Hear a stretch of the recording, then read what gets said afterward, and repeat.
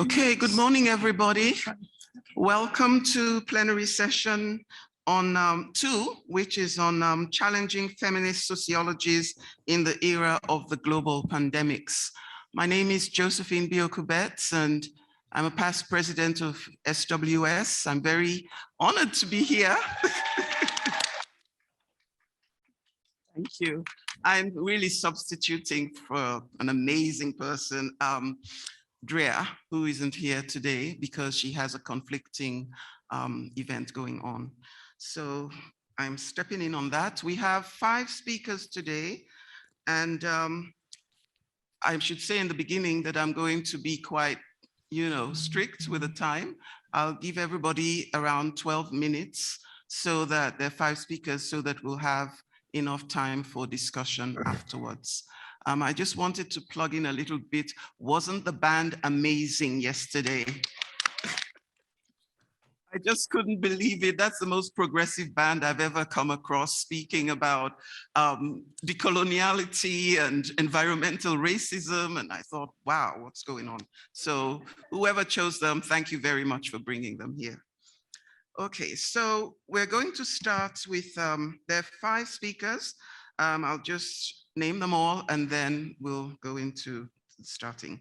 Boaventura de Sousa Santos is an emeritus professor of sociology at the University of Coimbra in Portugal.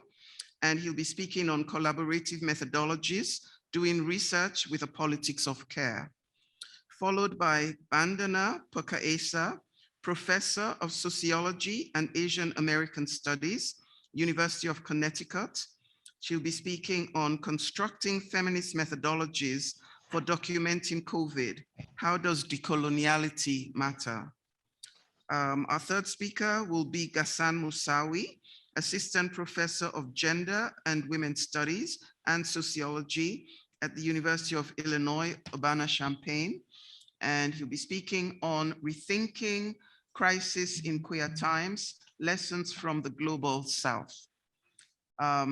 Our next speaker will be Melanie Heath, associate professor, Department of Sociology, McMaster University, speaking on ontologies of a pandemic world, displacement and disruptions.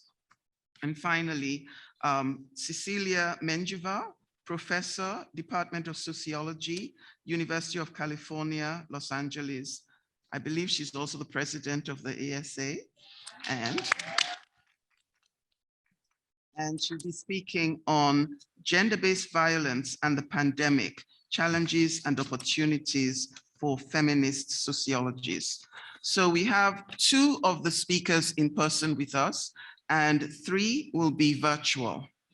So I said again, I'll try to keep to 12 minutes so that there will be enough time for discussion afterwards. So without much, we'll start with Boaventura de Sousa Santos. Hello and welcome. Hello. Good morning to you. Here in Portugal is good afternoon. It's great pleasure to be here with you. I'll stick my time, Josephine. I think it's very important for us to share experiences and time, particularly at this particular time, which is really the time of global pandemic, and now with another war going on, well, several wars going on at the same time, probably the novelty is some wars also in Europe at this point. So it's really kind of a difficult time for all of us. And I think that we should really grasp on our epistemologies, on our sociological instruments, methodologies, to account for such a contradictory time, a time of so much hubris. We are on the beginning of the 4th industrial revolution of artificial intelligence. And at the same time, the virus has shown so much fragility of humankind. Even the most developed country in the world, the United States, could not really protect the life of its citizens adequately. Well, in fact, with this virus, we felt very much, and we are, based in Mexico now, very much like the 16th and the 17th century, when the Europeans arrived in the New World, and they were really bringing one virus, smallpox, They were protected, but the indigenous people were not protected. And, they died by millions, particularly in Mexico.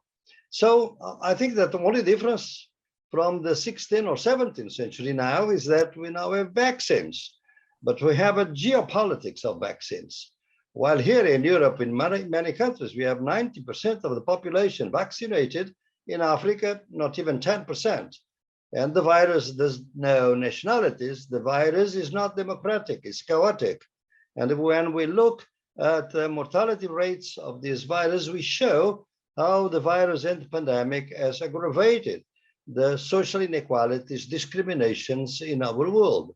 How account for that? Well, I've been proposing some type of epistemologies, which I call the epistemology of the South, which basically is for us as social scientists to focus on knowledge is born in struggle against capitalism, against colonialism, and heteropatriarchy. According to my own understanding, these are the three main heads of modern domination: capitalism, colonialism, and heteropatriarchy. And they are still on, and they are very, very aggressive these days. So we don't live in just capitalist societies, we live in colonialist societies and heteropatriarchal societies. We have in our tradition two paradigms of knowledge. The Hegelian paradigm is knowledge is after the struggle. That is to say, when the struggles are finished, everything is calm and we start thinking and we start producing knowledge. The howl of Minerva flies at dusk, so Hegel says. What happens is that at the end of the struggle, only the knowledge of the winners remains. The knowledge of the losers of history is not there. And that's why in our universities, we keep teaching the history of the winners of history, not the history of the losers of history. Well, we had an alternative paradigm, which is the Marxian paradigm, which is knowledge before the struggle. Marx knew that the working class was not revolutionary. It had to be taught to have a specific science so that it was raise its consciousness and become a revolutionary class. And that was Marxism, knowledge before the struggle, to prepare for the struggle. But Marxism also, even though create lots of hopes, also create lots of frustrations, particularly because the historical subject, the working class, left out so many people that were making history: women, indigenous people, peasants, black people. Everyone was, in a sense, lots of historical subjects were out. And therefore, I think we need a third paradigm, and not knowledge is born in struggle. And this knowledge is born in struggle are really not just scientific knowledge, are popular knowledges. Not all popular knowledges, of course, are adequate for the struggle, but we have to know which side are we on the struggles against capitalism, colonialism, and patriarchy. And in this way, I think that we could produce science that collaborates with the struggles, the concrete struggles in which people are involved in. And in order to do that, we need to change our methodologies. Our methodologies are extractive methodologies. We make a strict distinction between knowledge and information. We have knowledge and they have information. Why? I think that we have knowledge and our informants do have knowledge also. And we keep extracting information as the mining companies extract gold or oil. They are extractive methodologies.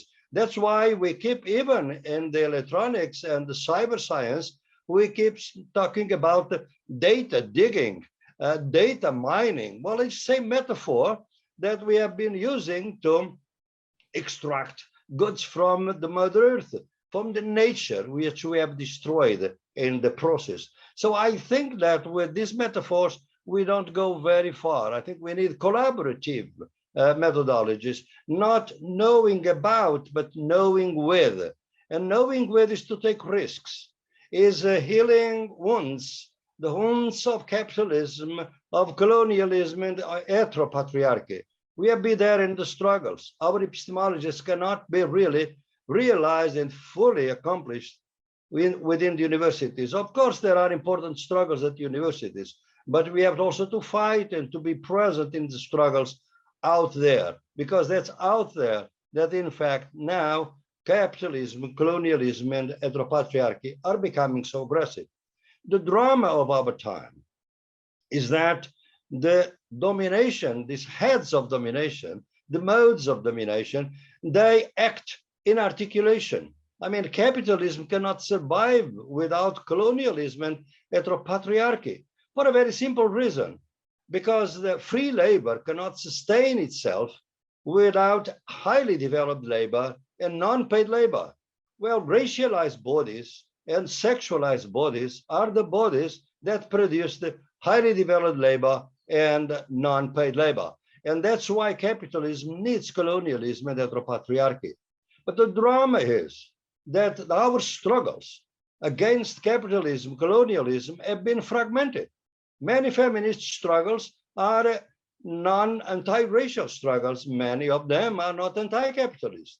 Many anti-colonial struggles are sexist and are pro-capitalist. And many anti-capitalist struggles are racist and are sexist.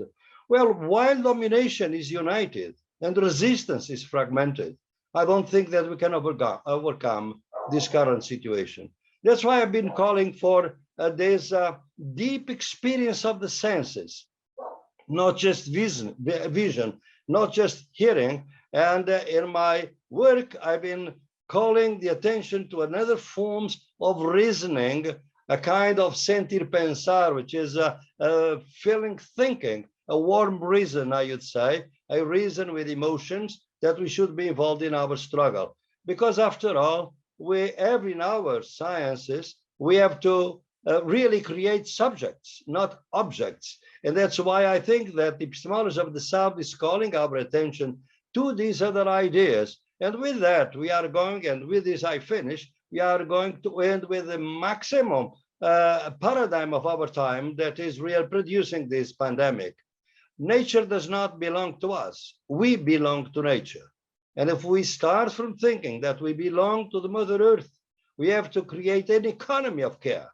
And our science should be, in fact, a science of caring, not like labs of methodologies of purity, despecification that is, in my view, death and not life, experimentation, not experience. Thank you very much.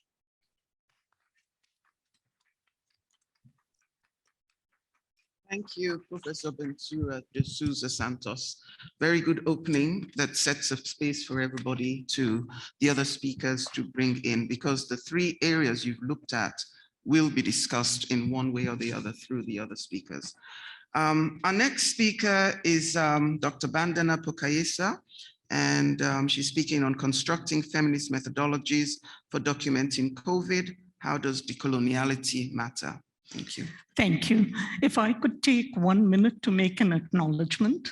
I know people have made land acknowledgements, but I also want to acknowledge the feminist sociological journey that is enabling us to hear from so many people around the world.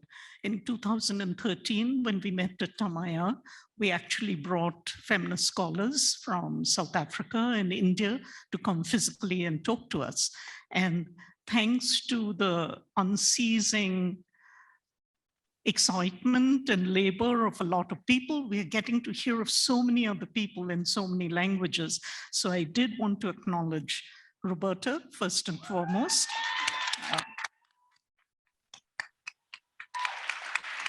Beret Katuna, and everybody working behind the scenes to make this possible. So if you give me 1 second, I will turn on my slides and I will keep going. So as I turn on my slides, hopefully successfully, yes. Okay. So because I'm talking about something that I'm struggling with, that how does decoloniality matter when you're constructing feminist methodologies, I hope to give you some ideas to grapple with so you actually leave dissatisfied and think more about it, because it's not just my issue, it's something we have to address collectively. Now, as whenever we think of methodologies, I just put up what is the most standard way of thinking of methodologies, that when we are focusing on methodologies, we really are trying to work out the implications of particular epistemologies, and then our methods are chosen to reflect these decisions that we make. But at the same time, with all the new conversations, which should not have been new conversations, about decoloniality, a good deal of those methodological reflections also has to constantly and reflexively question the epistemologies, particularly the taken for granted assumptions that we make when we proceed with whatever our decisions are. So that's what I want to kind of, trouble, so to speak. Now, because the issue is about global pandemics, I mean, most of us understand that there have been, severe dislocations and disruptions and distress during this period. On the other hand, as feminist sociologists, if we paid, as we have, attention to the people, who've had controlling groups of all different kinds, including their employers, constantly claim the innermost recesses of their private lives. What is happening to the rest of us privileged people right now is something that other people have faced before. One of the things that we're experiencing in a new way is the massive, potential of surveillance technology to constantly see what we're doing, even if we are producing emotional labor on demand by our universities and so on. So with that as a background, when we think about decolonizing, as I said, we need to really question some of the taken for granted assumptions that we are making, because we are not only trying to decolonize, we are trying to be part of a global conversation. And at one level, after a long series of struggles, we are better positioned. And I emphasize better positioned because I don't think the journey is over. But we are better positioned in this journey, especially BIPOC scholars and all the other scholars who have been marginalized, to use our knowledge and push our discipline to acknowledge us as human beings, people with dignity who have things to say that should affect everybody's knowledge. So that part is real. It is part of our struggles. But when we think of the global pandemic and we think about creating feminist solidarities with people around the world, a really critical assumption that we have to examine, and for this I do not have a whole answer, is whether it is appropriate, and don't try to read that right now, I'll tell you what it is, but we have to examine whether it's appropriate to take the deep knowledge we have from the US and actually apply it to other parts of the world. That becomes the critical question, and the methodological question is actually related to that. So I put up this slide, and there's a long quotation which I know you cannot read, but I hope what you can read is the citation, especially of Sujata Patel, because I want you to go and read that article rather than just look at that quotation. So if we were trying to build global solidarities, one of the issues that we seriously have to take in mind is, what are other scholars writing in other parts of the world? What are they critical about us as people within the US? And as people within the US, we might be marginalized, but we are part of the global hegemon as far as other people are concerned. We're the ones who might be buffeted within the US, but we are better positioned for the publication industries. We are better positioned because we are writing in English that gets translated and distributed widely. So we have a lot of privileges which constantly position what we say above what other people say. I pick Sujata Patel because she is a theorist of much renown. And lots of other people have talked about this. They have questioned what they call methodological nationalism. And what they have pointed out for decades, I might add, is that nation-state boundaries, which we take for granted because we are always talking continents, we are talking global north and south, we are talking about entire countries. And what they point out are nation-state boundaries are relatively new impositions on the lives of people through colonialism, both the foreign colonialism as well as settler colonialism. So do we need to think of those take for granted units that we always talk about, particularly when we talk about the COVID?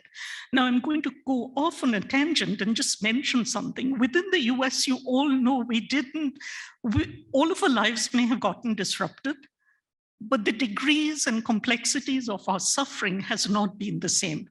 People who are already marginalized, who are already suffering, just a whole series of other things imposed upon them. So if we understand that here, then can we understand this, or at least try to think of methodologies, taking this question of methodological nationalism into account? We look at ourselves, we are not going with that nation-state boundary as a be-all and end-all of things. When we look at other countries, we do that all the time. So their point literally is that, are you able to look at the accretions of suffering over and over and over again?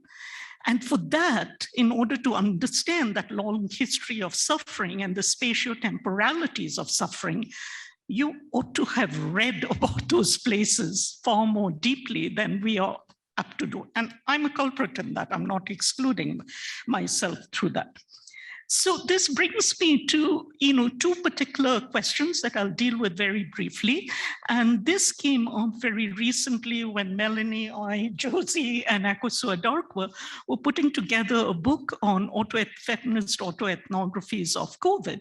And I also happened to be involved in a research, with many scholars in India and the US. And the question that came up is, what are autoethnographies? So in the US, I can see it, I really can see it, what the epistemology is, and when we look at the methodologies. But once people started sending us things, they didn't fit into our, how we looked at it. So it could have been storytelling, it could have been autobiographies, it could have been, lived histories, it could have been a whole range of other things. And for us as editors, we really had to come to terms with, how do we deal with this? Our decision, which may have been good or bad, and this is what other people can think about and critique us about, is we decided we'd keep autoethnographies in the title, but in the introduction, say that this is kind of an imperfect decision that we came to, because we could not find exactly what we should call it. So that was important. The second part of what I want to talk about is, that was the book. So I mentioned the words displacement and distress before. The truth is, when we begin to look at different languages, and I use Bangla partly because I speak Bangla very well, it's also the 7th most spoken language in the world, very close to French and Arabic as it happens. So displacement could be Udbastu or Parajoi. Both of those words indicate completely different histories to people who are speaking it in that language. So that becomes a new issue of, how would what we say translate back if we are really trying to understand what people are going to. More importantly, distress. I use Google Translate just to see what I came up with. And the words we came up with are like koshto, jantrana, pida, akulata, durdasha, utpiron, and so on and so forth. All of these mean very different things. And Google Translate is only as good as the people who create those codes. So I'm throwing these out as a part of your reflections on how do we do this? How do we get to methods based on our methodological thinking, troubling what our taken for granted assumptions are, to get to a point where we are doing feminist sociologies with a greater degree of really care and concern about not stifling the voices of other people, listening really deeply, including listening to their silences. One of the things that happened to us, or I'll give you two quick instances in the minutes I have left. One of the things that happened to us, one of the senior scholars who was writing with other people from another part of the world actually asked us, when is this getting published? Because I want this published after I retire. So if there's some retaliation, I don't want it to affect the more junior scholars who are in the writing project. And then ultimately, by the time they wrote, they took some things off. So the question is, if we are doing feminist sociologies, and this is something I don't have an answer to, something that's written and it's talking about your deepest selves, but is subject to surveillance by other people. And normally, in the larger scheme of things, I feel like nobody reads, at least my work. They probably read all of your work, but most people don't. I get this from my family all the time. What are you writing about? Don't understand it. Not my immediate family, thank goodness. But if peers who are not on your political persuasion have read it, and they're likely to, and they go and complain about it, and you're getting trolled, and depending on your situation, all kinds of other things are happening. So all of these other issues begin to color and texture how do we do things. And here's another example, after which I'll end. So in this other research project that we are in the middle of, we were actually interviewing some basically, domestic workers and sanitation workers, they're all females in India. And in both groups, people told us, why are you making such a big thing of the pandemic? And that's the point. Our taking for granted assumption is that this is a major disruption. Oh my God, what's happening to our lives? But the truth is, people who've lived in refugee camps, people who are in internally displaced camps, and all other kinds of people who are constantly in distress, this is just one out of many things that affect their lives. So then again becomes this issue of we can get to any method, but so we can get to any method, but what are we really getting? What are we really trying to do to increase our solidarities and improve our feminist presence? So I'm going to end with this thought. And that is simply that, last year in ASA, I listened to an amazing presentation by Rebecca Clausen and Nicole Teufel-Schoen and Nicoletta Chief, and they were talking about the gold mine disruptions and what it did to the Navajo community. And one of the things they said is, if we have to talk about long-term consequences, we have to talk not only about harm, but healing.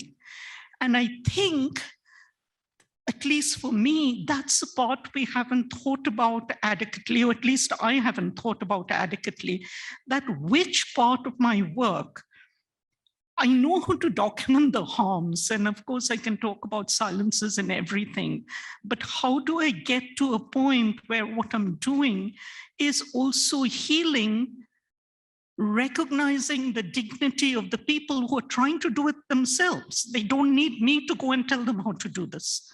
So that's the issue. That's the issue of methodologies. That's the issue.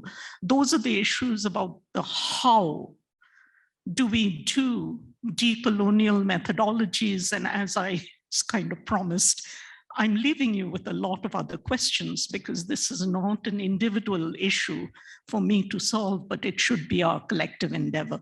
Thank you.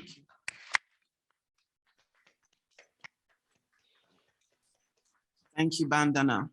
The importance of understanding where and how we are positioned in the production of knowledge, what positionalities we take in relation to that, and in our efforts to decolonize knowledge production. Thank you very much. Our next speaker is Ghassan Moussawi, and he will be speaking on Rethinking Crisis in Queer Times, Lessons from the Global South. Thank you. Thank you so much. Can you hear me well? Yes, we can. Great. Thank you so much. Just very briefly, so I don't take much time. Thank you so much, Roberta, for inviting me to be part of this panel with such amazing scholars who I have learned from and keep learning from. Bandana, I read your work and I'm a big fan, you know, and all of you on the panel. So thank you. I also want to thank my dear friend and colleague, Sharmila Rudrappa, who actually gave me invaluable feedback on oral drafts of this talk. In this presentation, I ask what are considered feminist issues for feminist sociologists, prodding us to expand our definitions of feminist sociology in light of what we have and are continually learning from global pandemics and crises.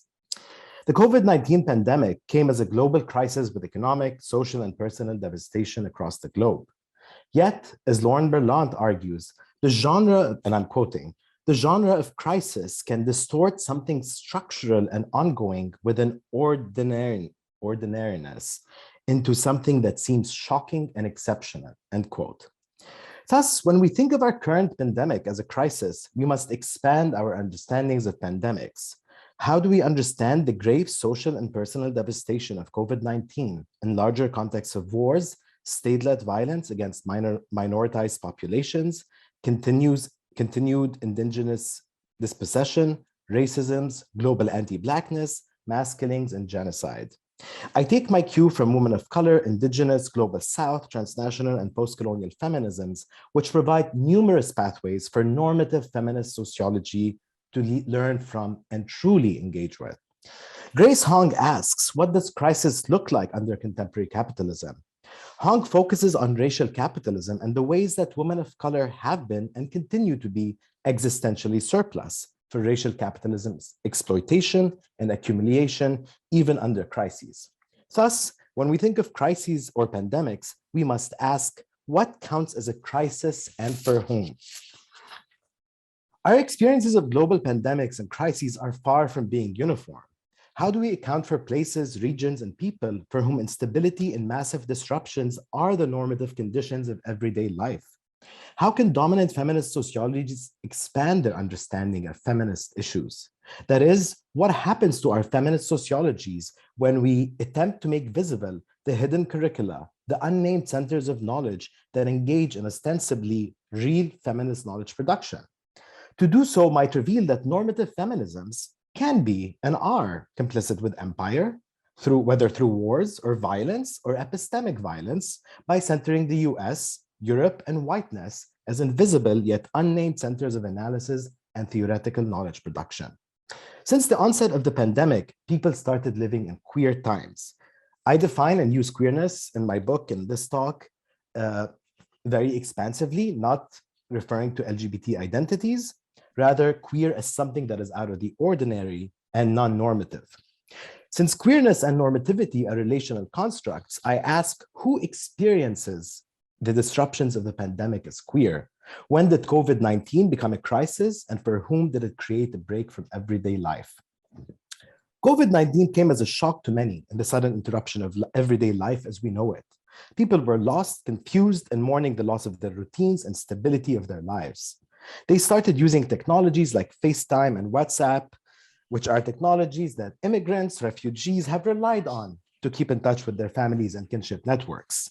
Yet they were found out by people residing in the US, and I will qualify what I mean by people in a bit, to be closer, to try to be closer to those they cannot be physically close with. Yet large-scale disruptions marks the lives of millions of people around the world, including those who are racially minoritized, economically dispossessed, LGBT+, refugees, and migrants. There is something to learn from those who live queer lives and are not transnationally mobile. Many people living in the US today have not encountered such sudden shifts and disruptions in their lives. However, for racially minoritized communities, deep structural inequalities and government neglect are very familiar. For example, the AIDS pandemic of the 1980s wiped out an entire generation of LGBT people while the Reagan and Bush administrations deliberately looked the other way. Racially minoritized populations still live in areas that are under-resourced, neglected, and impacted by everyday state violence. BIPOC populations and people in the global south have been living in constant crises. However, when it hit centers of empire and affluent white suburban homes, it became a normative feminist sociological issue. Many feminist sociologists did in fact show how the pandemic exacerbated inequalities, whether through a careful examination on mothering, mental health and isolation, women and work, the increase in domestic violence, health disparities, and so on and so forth.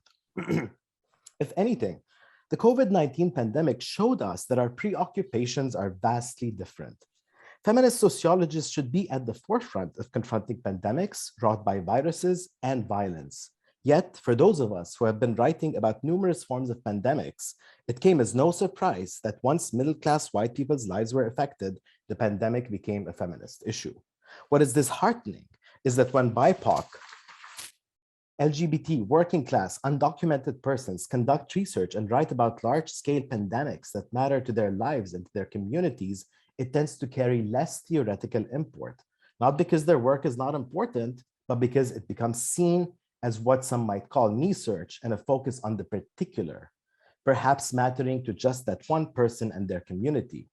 Yet our concerns regarding the COVID pandemic have not been seen as research, but through the lens of larger structural changes that have gendered effects and meanings of theoretical significance to our discipline. In the article, sorry if I'm going too fast, I'm just trying to get to the points. Am I good on time? Yes, you have enough time, yeah. Okay. In the article, Theory as Liberatory Practice, Bell Hooks asserts that she came to theory because she was hurting. She found feminist theory as a refuge and a space to name and theorize from her own experience.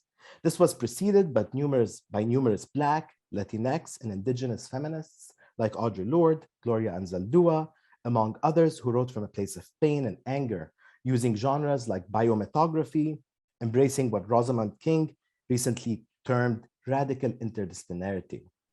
Indigenous feminist scholar Diane Millian defends and argues for felt theory, one that comes from our own bodies and experiences of dispossession.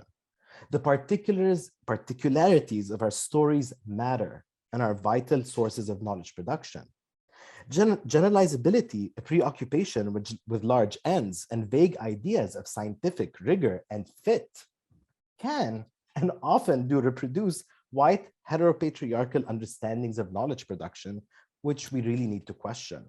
While many feminist sociologists believe in dissent, still others gatekeep, police, and decide what dissent is appropriate in our everyday lives and in our research, including what counts as evidence. Some of us have learned over the years that feminist sociological communities, dominant feminist sociological communities, are not welcoming to everyone. They remain unsafe spaces for many, leading many of us to feel what MC Lam has described as feeling foreign in feminism. It was the morning of August 4th, 2020, when I learned about a huge explosion in my hometown of Beirut. I scrambled to find coverage on international and Lebanese media to get some information. It's fireworks, some people said. A fireworks factory exploded. I called family and friends to check on them, trying to understand what happened. Everyone I spoke with failed to compare it to other incidents that they had experienced. When we experience catastrophic events, we try to find comparisons to make them intelligible, especially as we relay our experiences to others. This time was different. Comparison failed, for the devastation seemed incommensurable to what so many Beirutis have lived through. I started to gather that this was not an ordinary bombing. The only consistent answer I kept getting was, it's like nothing we had witnessed before. Watching heartbreaking live coverages of what had become my unrecognizable city and images of people sifting through the rubble, I felt alone as I couldn't relay my feelings to others for whom Beirut does not matter. Following Hooks, Lorde, Anzaldúa, and others, I started writing about this experience and theorizing what it means to witness the destruction of your city and family members dying from across the ocean. My father was ill. I couldn't be there with him, especially as he passed a few months ago. This was the third biggest explosion after Nagasaki and Hiroshima, by the way. For some, this might sound like yet another story of war and devastation in the Middle East. It is not for me. I sent my piece to sociology journals, yet my piece was unsurprisingly rejected because one reviewer believed my writing felt like a personal diary entry, and I'm quoting, about war in the Middle East. What adds insult to injury is that this is a journal that seeks to highlight feminist and decolonial knowledges and experimental writing, including autoethnography. Thankfully, there are interdisciplinary feminist journals outside of our discipline that have welcomed the piece. What has become clear in the past few years is that feminist sociologists selectively decide what are feminist issues, especially when it comes to wars, violence, and pandemics. Why are not the wars in Kashmir, Sudan, Somalia, Afghanistan, Yemen, Syria, Puerto Rico, China's detaining and mass killings of Muslims not seen as relative to normative sociology? I'll finish in a, is that my cue to end, Josephine? You have, yeah, I'll give you, okay, I'll give you 3 more minutes, 3 or 4 more minutes. Okay. Transnational and post-colonial feminist sociologists have and continue to highlight these issues, yet remain siloed into the realm of the non-US or the global, as if the US or US empire is not a transnational site, a settler colony that continues to have a major role in waging and supporting wars on others, in addition to banning, detaining, and deporting racially minoritized migrants and refugees. I fail to understand how these are not feminist issues. For transnational, indigenous, Black, women of color, and anti and decolonial feminist sociologists, feminist issues are much broader. War, violence, ongoing settler colonialism, and crises are issues for us feminists to grapple with, study, and write about. I guess I don't have time to go over what I wanted to, sorry. Then I'm gonna skip all of this. Yeah. Perhaps I'll just end with a few notes, and then I'm happy to talk about my book if anybody's interested, since it looks at what it means to study a place that violence and disruption is a constant state of affairs and is normative. Perhaps we can turn to transnational feminisms. First, we need to move away from an understanding of transnationalism that simply equates us to a study of non-US sites or places. A transnational analysis pays attention to global mobilities and immobilities of people, discourses, and goods. To imagine a transnational analysis of pandemics in the US, we must take into account larger questions of settler colonialism, war, and mobility. 2, learn from women of color feminisms, Black feminist thought, indigenous feminists, and anti-racist white feminists, and what they consider to be feminist issues. The Combahee River Collective, for example, drew alliances between third world feminisms and Black feminist thought back in the 60s and 70s. And okay, I'll stop here because there's so much more, but we have the texts available, whether through James Baldwin, Combahee River Collective, Audre Lorde, and so many others. But okay, I'll stop. Thank you so much. Sorry for taking up more time.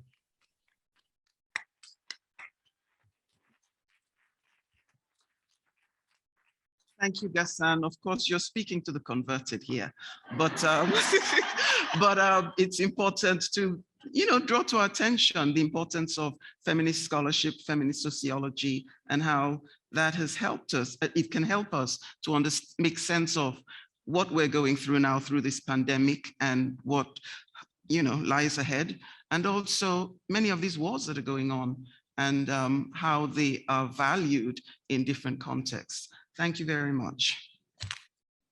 Okay, our next speaker is Melanie Heath, and Melanie will be speaking about ontologies of a pandemic world, displacement and disruptions. Thank you, Melanie. Thank you. Well, first of all, thank you to Ghassan for the amazing presentation, and for the other speakers. This has just really been wonderfully informative so far. And I also want to just say I also want to thank Roberta and Barrett, excuse me, Barrett, I always say your name wrong, for all the behind the scenes work as well, because I'm going to be talking today about feminism and connectedness. All the people who have made this happen and made it possible for us to get back together in person, I really appreciate it. So thank you. So a fundamental aspect of feminism is a sense of connectedness, and a feminist ethical ontology pursues an ideal of being that seeks connectedness while recognizing the subjugated status of being for those who are oppressed. COVID-19 has wrought displacements and disruptions, as Bandana's presentation provided us and started us thinking about, on social life and the ability to be connected, which are experienced differently, of course, based on hierarchies of race, class, gender, sexuality, age, among other social statuses. These displacements and disruptions are further divided based on distinctions between the global north and the global south. Let me just change this here. Okay, yeah. And so I'm going to be talking about some of the lessons we learned while we were doing our book on global feminist autoethnographies that Bandana also has just been talking about.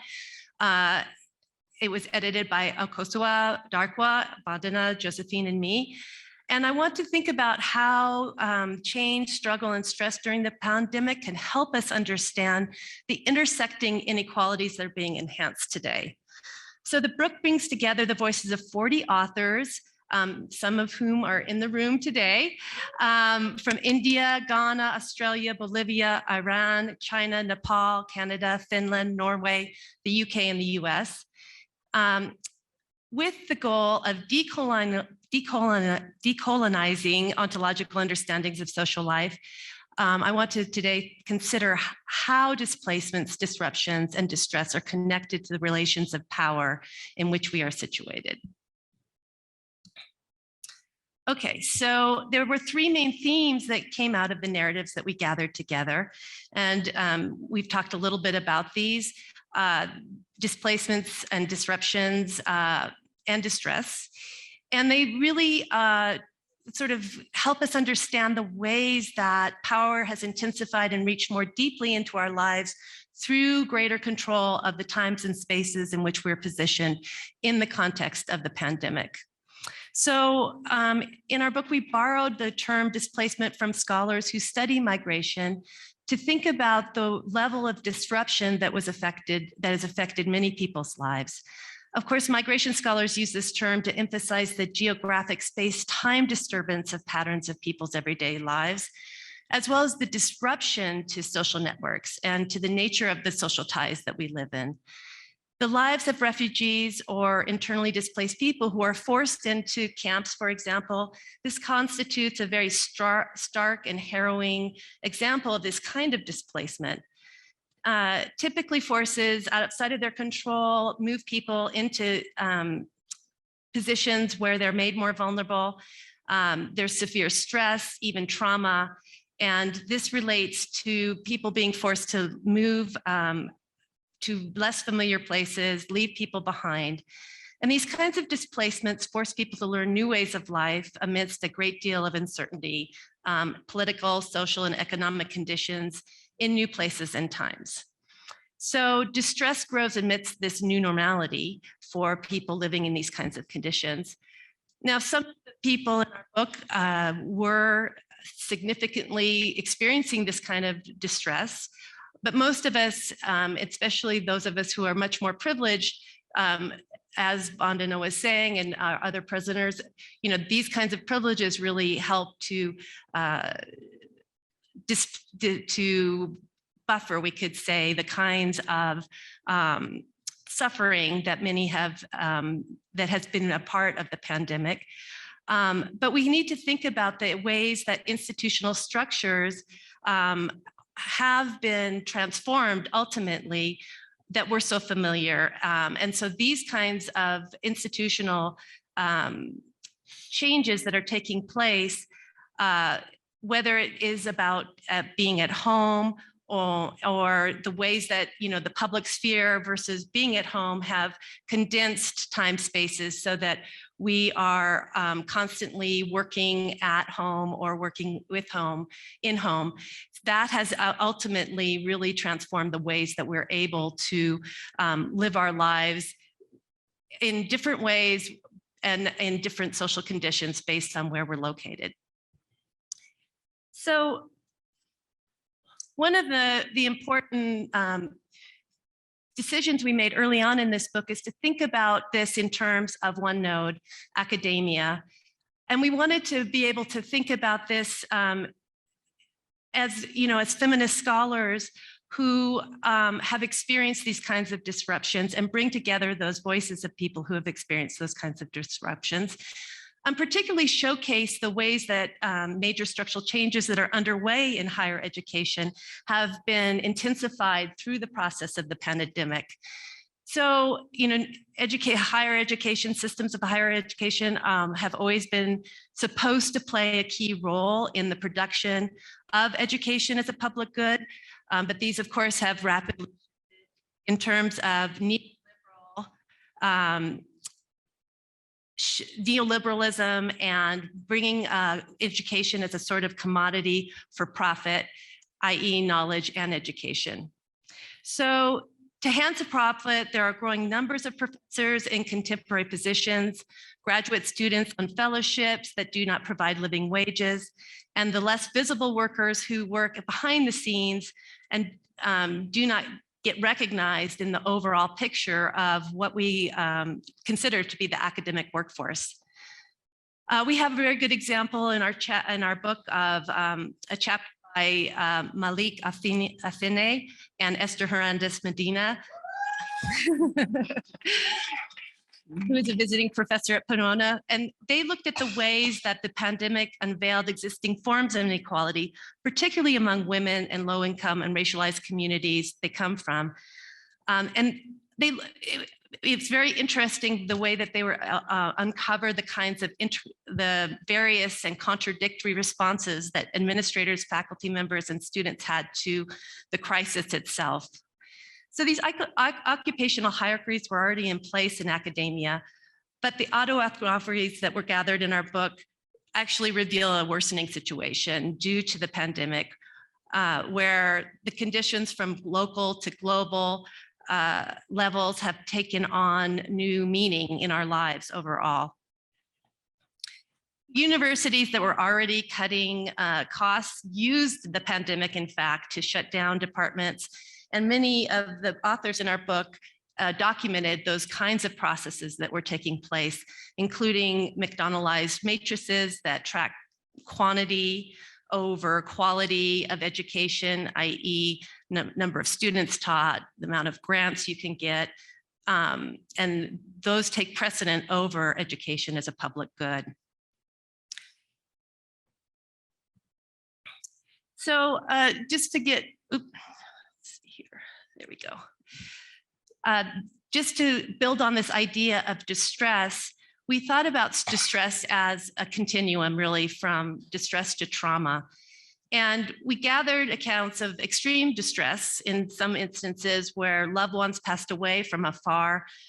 People struggled with their own health or their loved ones' health, where that wasn't related to COVID-19, but still they couldn't receive the health care that they needed or the help and support that they needed at that time. And the ways that many jobs were diverted, making work more precarious for many people. Added to this high stress experienced by those who have been imprisoned in their homes due to immigration and travel restrictions, this toll of sort of a solitary and severe disruption had negative effects for people who were no longer able to rejoin their families. So I've given you some authors from the book that these themes exemplifies, just so that you have a sense of who I'm talking about here. We emphasize that the intersecting structures have positioned some people in ways that they endure longer periods of suffering, including violence directed at their communities. For example, Ada Weiss Lafonte, who is here, has described the efforts to help people that she went through in Bolivia and the structural challenges that she faced in getting help to people during the pandemic. Another really important theme that came out was, the issue of racial discrimination. And so in their classic book on social suffering, Vina Das and Arthur Kleinman point out that the violence may be evident in dramatic form or through what they say is the slow knife of policies that disrupt the life worlds of people. And so in the US, of course, the killings of George Floyd, Breonna Taylor, Dwanti Wright, and others by the police, added to years of suffering of so many killings that have remained unpunished and unrecognized. Thank you. Added to these were the killing of Ahmaud Arbery and others by Americans with guns. So these losses cumulatively contribute to earlier layers of trauma. The concept of this continuum then of distress to trauma provides us with a way of thinking about different types of distress related to the pandemic, including the repeated episodes of suffering that many of our authors expressed in the book. We document the ways that racism shapes experiences of the pandemic. So for example, Truong Vu talks about the discrimination against foreigners, that is all Chinese-looking people who are Asian Americans, many with multi-generational presences in the US, who are targeted through racist discourse and hate crimes. And similarly, Ying Chao Kao rethinks the anti-Asian slur, "Go back to your country," in the positionality of a Taiwanese queer man sociologist in the US. Move on here. So another important theme that we need to think about in terms of the effects of the pandemic is the melding of the public and private. So our paid work and schooling were once mostly carried out in the public spheres. They were defined temporally with starting and ending times and spatially in terms of where and when we were expected to work. Now we have been confronted through the pandemic by the rapid erosion of these time-space distinctions. And I think, now that we're sort of moving into an endemic, these kinds of issues are still very present. The escalation of time demands that had started already since paid work demands had already slowly extended well into paid work time and space. So these kinds of time-space compressions have really melded the public and private. I'm running out of time, so I'll just say that real very quickly, some of the other themes that we addressed, of course, the importance of caregiving and the way that that there were new institutional rules for the pandemic that made confinement and strict restrictions on travel and institutional policies that enhance people's sufferings as well, where people weren't able to travel to be able to caregive or to attend funerals. And, go back here. There we go. We also have an important perspective that we give on precarity and inequality. Madison Berglioff's account of her experience as a master's student, but also as an essential worker, brings forward the importance of thinking about the ways that individuals were put into precarious positions once they as students, as as different kinds of workers who were making ends meet overall. So let me just conclude here by saying that while we're thinking about a feminist ethical ontology, we also have to recognize that that all of the pandemic is taking place in times where authoritarianism is at a rise, and that these kinds of dynamics are being, the possibilities for authoritarianism are being enhanced through things like the pandemic. And ultimately, the autoethnographies in our book that are recording these kinds of displacements, disruptions, and distress really need to help us grapple with these critical questions about authoritarianism, inequalities that are enhanced by the pandemic. So for the answers, I think we'll just have to take heed of this new social order that we're facing at the moment. Thank you. Thank you. Displacements, disruptions, distress. These are the themes of the book. Thank you very much for helping us to understand how these concepts help us understand the relations of power within which we are positioned in the pandemic and ways in which we respond in our respective contexts. Thank you. Our final speaker, by the way, Melanie, I forgot to say that in the beginning, is our current co-president-elect along with Mary Osirim for SWS. Our final speaker is Cecilia Menjívar, and she'll be speaking on gender-based violence and the pandemic, challenges and opportunities for feminist sociologies. Thank you, Cecilia. Thank you. Thank you so much for, thank you, Barrett and Roberta, for inviting me to this wonderful panel. Throughout the presentations, I just kept on nodding because everything that has been already said resonates strongly with what I've been thinking. And so you will see the connections in my remarks.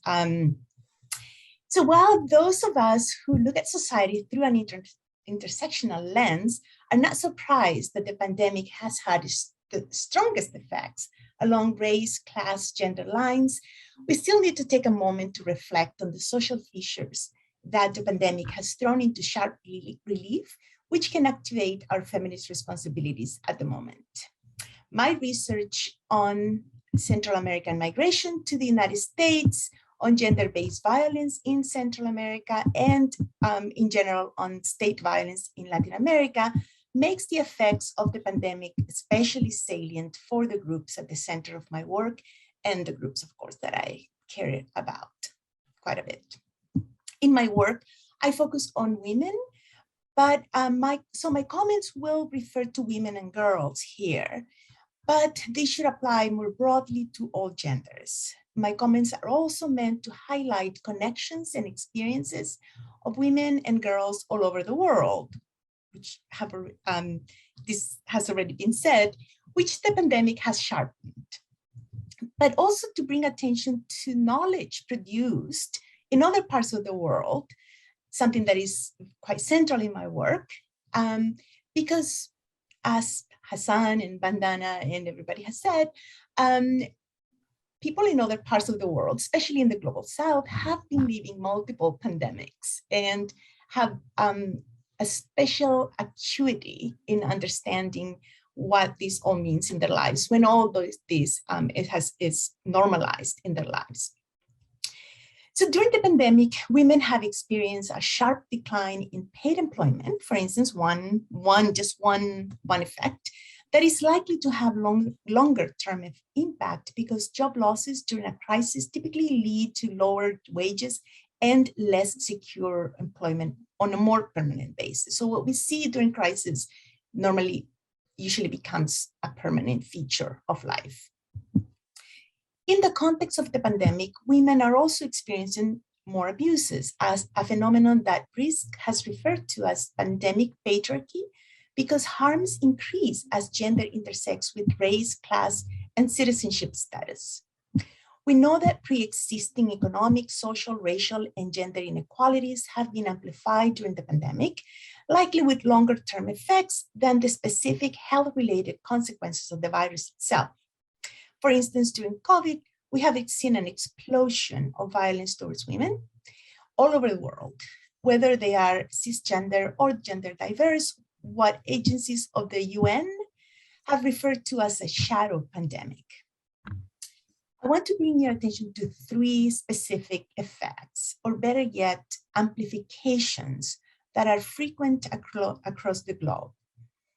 Reflecting on these effects or amplifications can expand our efforts to connect the lives of women in the United States, specifically those who, on account of their social class, race, or immigration status, are more vulnerable socially, with conditions for women around the world, especially in the global south.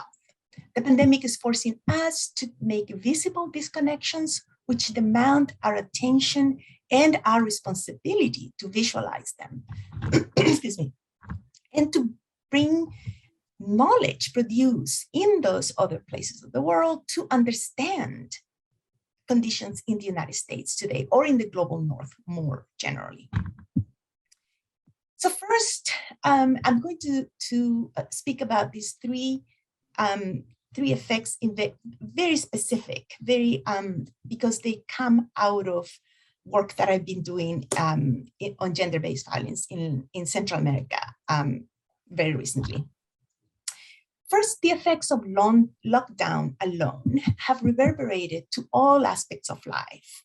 When women and girls are locked down, they lose access to teachers and friends all over the world. In Mexico, Italy, the United States, calls to report abuse in the home have increased during COVID, as we know. According to V, formerly Eve Ensler, writing for The Guardian, the conditions of lockdown, confinement, economic insecurity, fear of illness, and increased consumption of alcohol in some cases were a perfect storm for abuse. As V writes, and I quote, "It is hard to determine what is more disturbing, the fact that in 2021, thousands of male partners still feel willing and entitled to control and physically abuse girlfriends and children, or that no government appears to have thought about these in their planning for lockdowns," unquote. For instance, in Guatemala, one of the sites of my work, over 1/3 of women who lived with a man during the pandemic experienced either physical, sexual, or psychological abuse. And on average, the murders of women in Central America have continued to increase during the pandemic. Lockdowns have had similar detrimental effects for women in the United States. Once we introduce an intersectional lens, we see that not all women are affected equally, as Bandana also just mentioned. For instance, while domestic violence increased for both indigenous Mayans in Guatemala as well as for non-indigenous Mayan, during the pandemic, increases in domestic violence were attributed to the lockdown for the non-indigenous women in Guatemala, but not for the Mayans. So effects are more nuanced once we start to look more nuanced when we take an intersectional lens. Second, the second effect that I want to call attention to, through an intersectional lens, we can also see specific effects along age and generation, with specific effects on girls. Around the world, COVID-19 has profoundly affected the lives of girls, as the pandemic is driving a rise in underage wives. In March 2021, UNICEF issued a warning that there are an additional 10 million girls at risk of child marriage due to COVID. School closures, economic stress, service disruptions, pregnancy, isolation from friends and support networks, and parental deaths due to the pandemic are putting the most vulnerable girls at increased risk of child marriage. And child marriage, by the way, is not just an issue of the global South. We know that. It happens in the United States, and it's extensive here as well. Pandemic-related travel restrictions, quarantines, and physical distancing make it difficult for girls to access healthcare, social services, and community support that protect them from child marriage, unwanted pregnancies, and gender-based violence. Importantly, as schools remain closed, girls are more likely to drop out of education altogether and not return. In Southwest Chad, for instance, a survey found that underage unions jumped by 20% from March to October 2020, while schools were partly out of session. Mentioned, some pandemic-related changes often become permanent, as it happens with other crises. UNESCO estimates that upward of 11 million girls may never return to school once COVID pandemic effects subside. But the Malala Fund estimates that an even bigger number, 20 million girls, may never return to school. And third, another issue that the pandemic has amplified is the phenomenon of missing and disappeared women. For instance, in Peru, over 600 girls and over 300 women went missing between March and June of 2021. Janet Aguilar, a researcher in San Salvador, has documented the increase in disappearances with the rise of authoritarianism in El Salvador. Authoritarianism, as Melanie just mentioned, is a growing phenomenon that many parts of the world have already been experiencing, but it is reemerging and taking on different phases in different parts of the world. Janet Aguilar observes that when disappearances in so-called post-war El Salvador started to raise public concern, authorities and security forces tried to trivialize and minimize them by associating these crimes with gender stereotypes and not as the criminal acts that they are. This phenomenon does not differ significantly from the disappearance of Native American women, Black, Latinas, and transgender women in the United States and Canada and other parts of the global North. All these cases need much more attention, especially as authorities seem to ignore these crimes, misclassify them as less serious acts, or are simply indifferent to them. There is quite a bit of knowledge production in the global South regarding this issue that we can learn quite a bit about. I'd be remiss if I don't mention the racialized strategies and effects that the partial closing of borders and a disregard for the lives of asylum seekers around the world today have had, especially the xenophobic responses to immigrants that are blamed for contagion. Immigration enforcement during the pandemic has disproportionately affected the more vulnerable groups, especially immigrant women, as they leave their countries, through transit in their journeys, and in detention facilities as they face mistreatment and all forms of violence upon arrival.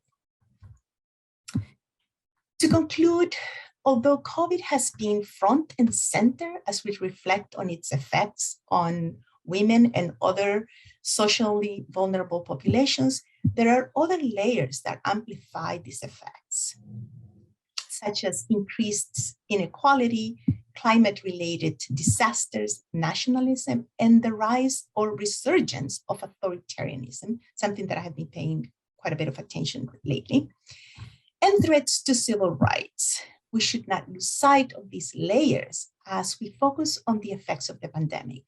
For many around the world, these layers are part of life.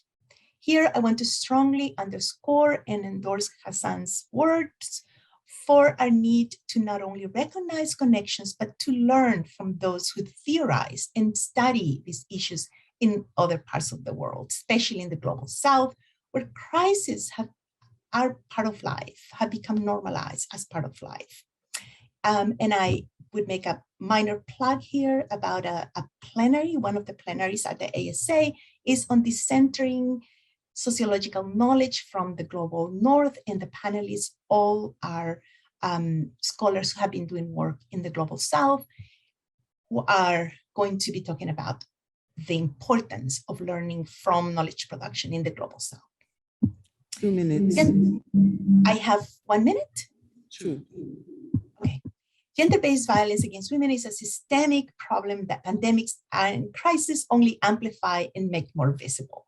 As such, the state must be held accountable for the continuum of violence that women experience, where the state enables, facilitates, or directly enacts violence against women, from state agents directly participating in state violence, state-sponsored violence, to lax prosecution of abuses, to creating policies that harm women and their rights, such the assault on abortion rights we see around the world today. To close, in these tumultuous times, our research, our feminist interventions, and our work with colleagues in the global South and work with organizations that fight for women's rights are more vital than ever.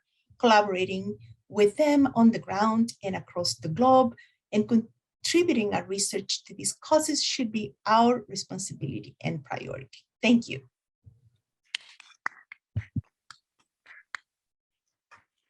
Thank you very much, Cecilia. Pandemic patriarchy, I really like that concept. And thank you for using the intersectional lens to help us understand the physical, psychological, sexual abuse of women and girls in different parts of the world, in different contexts, including refugees, people under asylum seekers within this context of the pandemic. Thank you very much. So we have about 11 minutes left. I guess we can go over a few more minutes so that there'll be time for questions from the audience. And also, if any of the audience watching this virtually want to send in questions or comments, that's open for you too. Before I open it for the questions, I want to thank all 5 speakers for amazing presentations. They really have come together very well in terms of linking the theme of the conference and the theme of this particular plenary session. And I always feel like we lost 2 years with the pandemic, because in 2020, our last conference was in San Diego, and we did have some plenary sessions where we were looking at global feminism and what the future holds and how we are viewing all these things. And it's as if we're continuing that conversation after 2 years, but just forgetting we had that 2 years, and we're continuing it today. So I want to thank Roberta for organizing this conference and helping us to broaden our outreach and our conversations globally in SWS. And thank you, Barrett. Thank you to the program committee and to all who have been working to make this a successful conference behind the scenes. So thank you. And I will now open it to everybody. So, yes. Yes, you have to go there, and I think you have to stand sort of side, not in the front, so that you can be seen, something like that.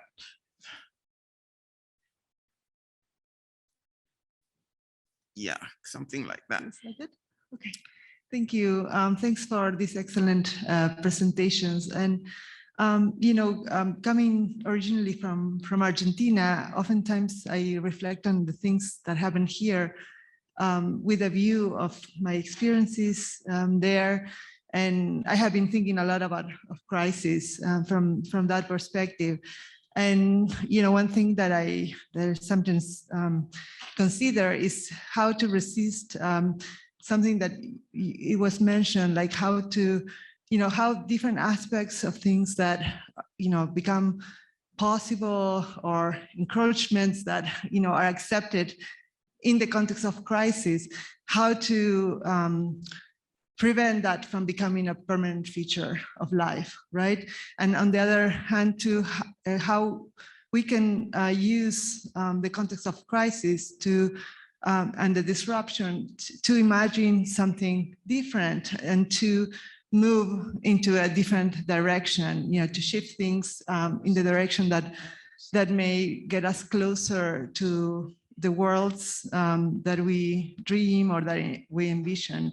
And I wonder if through the works, all the different perspectives that you bring, if you also have like some thoughts on that aspect, on the resistance and on the strategies for again, like not from an utilitarian perspective, but from just preventing, the crisis to become, to become that permanent aspect of the lives, even though you were also mentioning how for so many people, this is, just a lot of those violences, a lot of those, precarity, inequalities are the normative, aspect. So I would appreciate your thoughts on that. Thanks.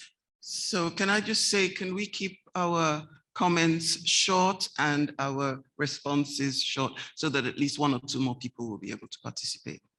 Bandana. Yes, I was just going to say, let's take the questions together and then we answer. Oh, okay. Well, Josephine? all right. Josephine? Yes? It's Miss Cecilia. Should we take another question so that we... Yes, that's what Bandana was just Okay, suggesting. perfect. Yes, right. So the next question, please. Could you identify yourself as well? Thank you.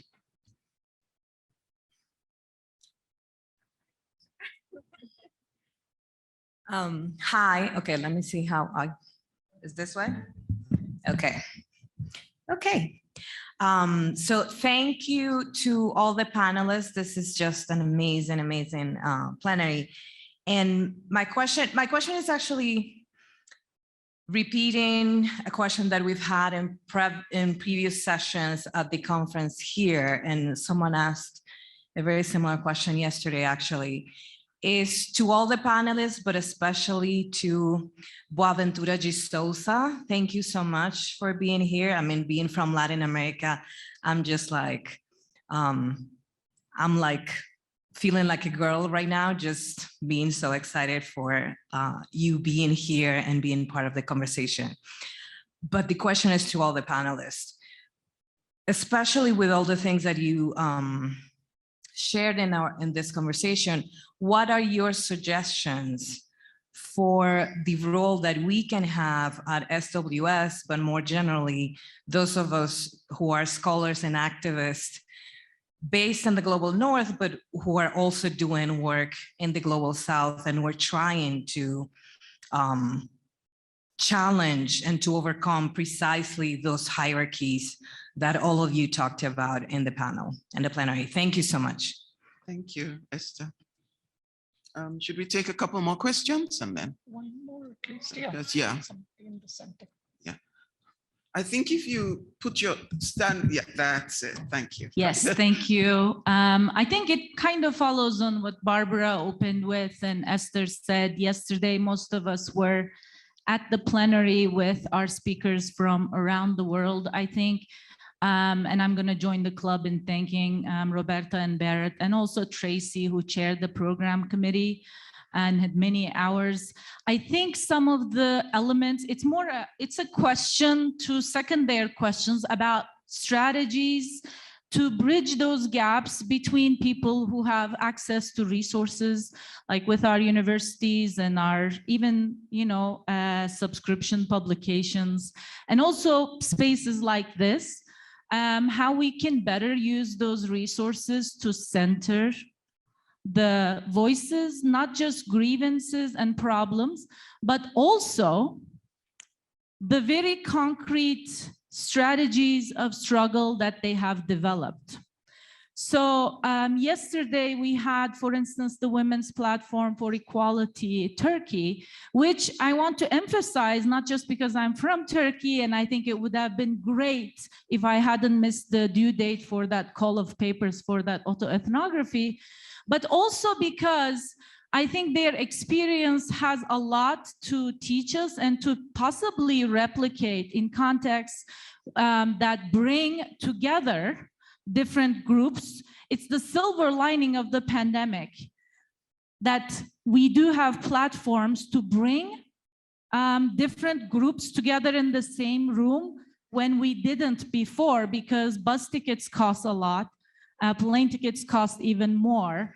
And so learning not just about the inequalities that our panelists talked about, it was beautiful and inspiring to connect these issues together, but also to push forth to overcome them by creating more spaces like these.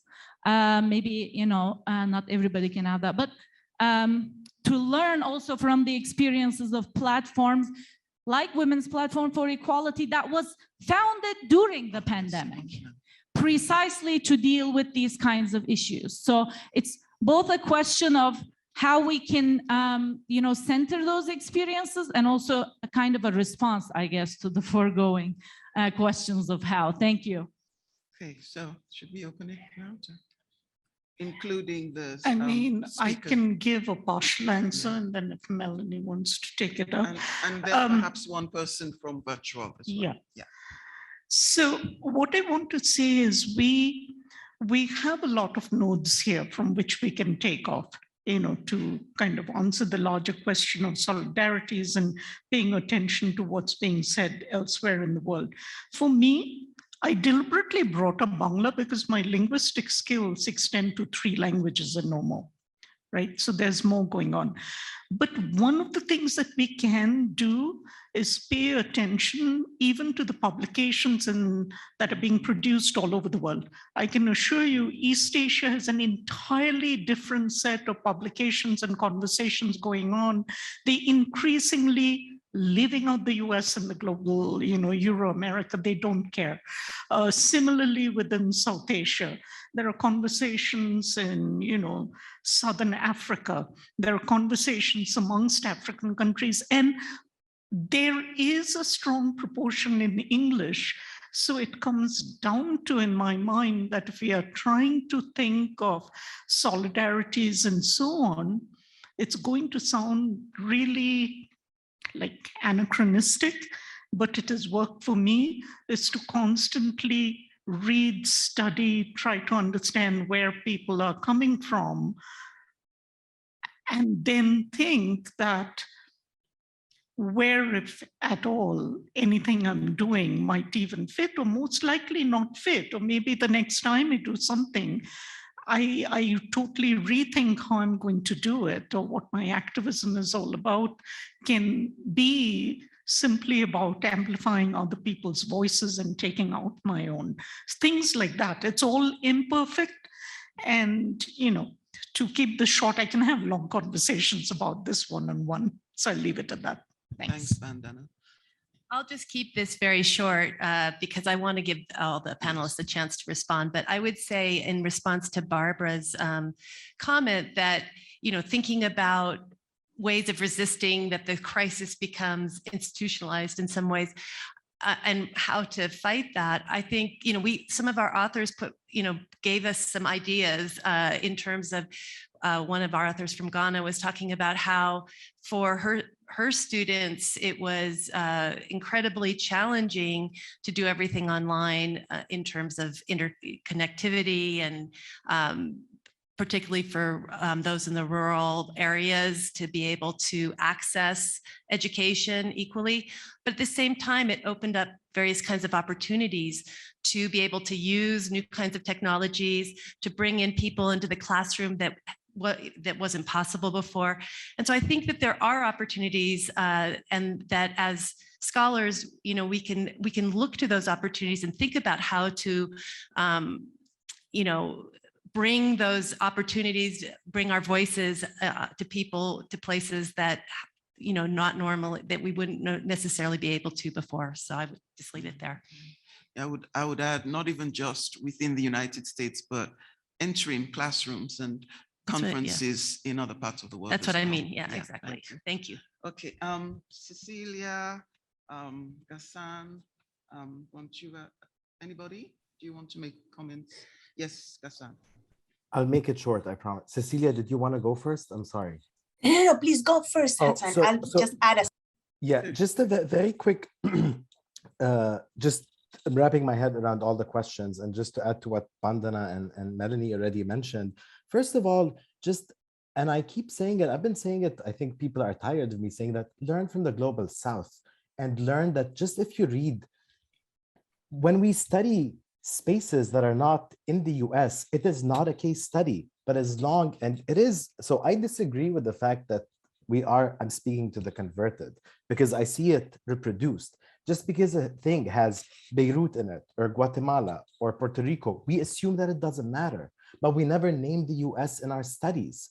As long as US books do not name the US in their titles, this should go for all of us, number one.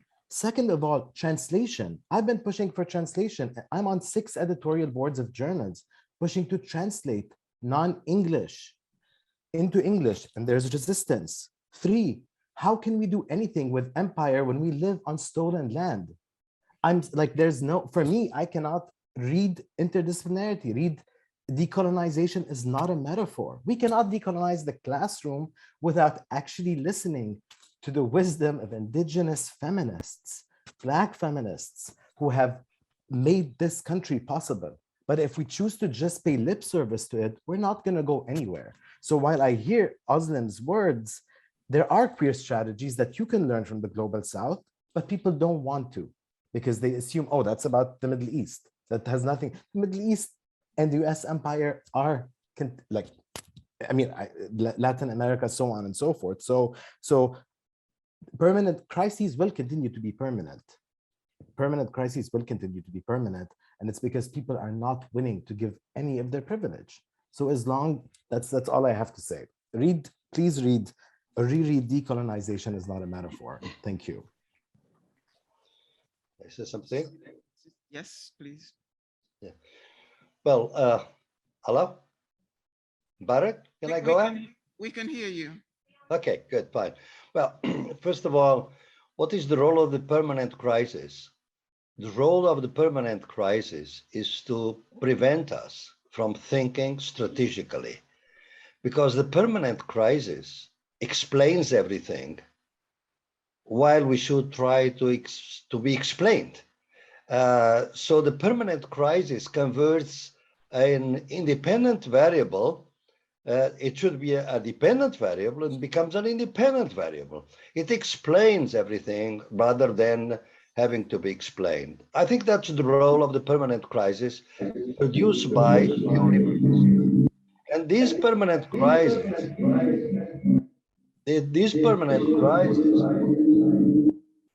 Something's wrong. with the sound, I just want to finish is that, well, I think for our colleagues that were asking what kinds of solidarity, I think there are two things that I'd like to mention. Too many people in the world have too much fear and very little hope. They are the powerless people in our world. And a few people in our world have almost no fear anymore. They think they have destroyed all the enemies, and therefore they can't go into the space. They are not fearful of anything. We have to really cause them some fear again. For that, we need to revive critical knowledge, not just in the university, but on the streets. So I ask all the younger scholars, something that the scholars in the South do, but they never do in the United States. Spend 50% of your time on the streets on organizing with social groups and 50% of your time writing articles. And then ask your university that you should get tenure on that basis, not just writing on high impact journals in English. Do that and organize. That's the only struggle we can go on. Thank you. Cecilia? I will just add one sentence. I endorse everything that has been said. And to add just one thing to what Ghassan emphasized, that in addition to reading work that has been produced, especially in the Global South, to also cite it, bring it into our work here to normalize that it is knowledge that has, we need to put it on the same plane as knowledge production in the United States, in the Global North, just to normalize it. Thank you so much. We can't add more than that. Thank you very much to all the panelists for, just a really good presentation, and so many questions are out there. Some we try to answer, but there's so many still out there. And we do need to work on these things in terms of extending our collaborations and citations of work being done in other parts of the world, and setting by example the activism of our colleagues and scholars in other parts of the world too. So I want to thank Roberta and Barrett and the program committee for organizing this conference and this plenary session, and for all of you for coming, because of course, if you're not here, there won't be much of a plenary session. So thank you, everybody. And yeah.